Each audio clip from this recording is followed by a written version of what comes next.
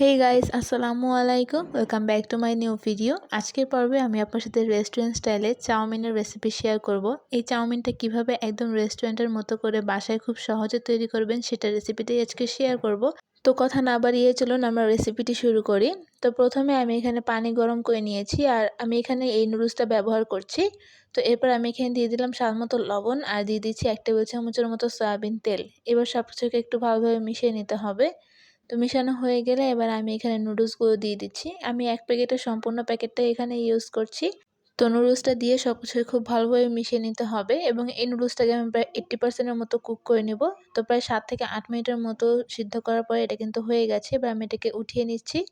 এবার একটা প্যানে তেল গরম করে নিয়েছি। এবার এখানে আগে থেকে ম্যারিনেট করা চিকেন নিয়েছি। এই চিকেনটাকে আমি এরকম লম্বা, লম্বা করে কেটে মসলা দিয়ে ম্যারিনেট করে রেখেছিলাম। তো চিকেনটা ভাজা হয়ে গেলে আমি এটাকে একটা সাইড করে রেখে দিচ্ছি।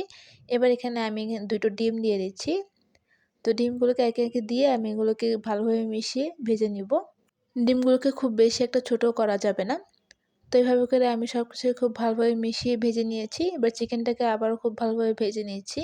তো এবার আমি এখানে 1 প্যাকেট ম্যাগি মসলা ইউজ করছি। এতে করে একটা সুন্দর ফ্লেভার অ্যাড হবে। তো এবার আমি আবারও সবকিছু খুব ভালোভাবে মিশিয়ে একটু ভেজে নিচ্ছি। তো ভাজা হয়ে গেলে এবার আমি এখানে দিয়ে দিচ্ছি পেঁয়াজ। পেঁয়াজগুলোকে আমি একটু কোয়া করে কেটে নিয়েছি। এবার এই পেঁয়াজগুলোকে আমি ভেজে নিচ্ছি। তো পেঁয়াজগুলো ভাজা হয়ে গেলে এবার আমি এখানে দিয়ে দিচ্ছি কাঁচামরিচ। এখানে আমি 2 কালারের কাঁচামরিচ নিয়ে নিয়েছি, এতে করে দেখতে সুন্দর লাগে। এবার আমি দিয়ে দিচ্ছি হাফ চা চামচের মতো গোলমরিচের গুঁড়া। এবার আমি এখানে আগে থেকে ক্যাপসিকাম আর গাজর এভাবে ফালি করে লম্বা করে কেটে নিয়েছিলাম। এবার সবকিছু ভালোভাবে মিশিয়ে আমি ভেজে নিচ্ছি। তো এবার আমি এখানে দিয়ে দিচ্ছি আবারও লবণ। এখানে আপনারা স্বাদমতো লবণটা ইউজ করবেন। তো সবকিছু খুব ভালোভাবে ভেজে নেওয়া হয়ে গেলে আমি আগে থেকে যে নুডলসটা সিদ্ধ করে রেখেছিলাম সেটা আমি এখানে দিয়ে দিচ্ছি। তো নুডলসটা দেওয়া হয়ে গেলে এবার সবকিছুকে একসাথে খুব ভালোভাবে মিশিয়ে নিতে হবে। আর নুডলসটা যেহেতু আগে থেকে 80% কুক করা আছে তাই এটাকে খুব বেশি একটা রান্না করতে হবে না।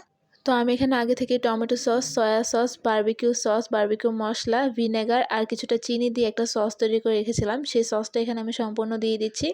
এই সসটা দেওয়ার ফলে কিন্তু একটা অন্যরকম টেস্ট অ্যাড হবে এবং কালারটাও চেঞ্জ হয়ে আসবে। তো সবকিছুকে খুব ভালোভাবে মিশিয়ে আমি কয়েক মিনিটের মতো ভেজে নিচ্ছি। তো দেখুন এই সসটা দেওয়ার কারণে কিন্তু একটা সুন্দর কালার চলে আসছে। তো আমাদের এই নুডলসটা কিন্তু এখন রেডি। আমি এটাকে এখন সার্ভ করে নিচ্ছি। তো ব্যাস তৈরি হয়ে গেল মজাদার চাউমিন। আপনারা অবশ্যই বাসায় ট্রাই করবেন এবং কেমন লেগেছে তা আমাকে জানাবেন। আমার আজকের এই রেসিপিটি এই পর্যন্তই। ভালো লাগলে অবশ্যই লাইক, কমেন্ট, শেয়ার করবেন এবং আমার পেজটিকে ফলো করবেন। আল্লাহ হাফেজ।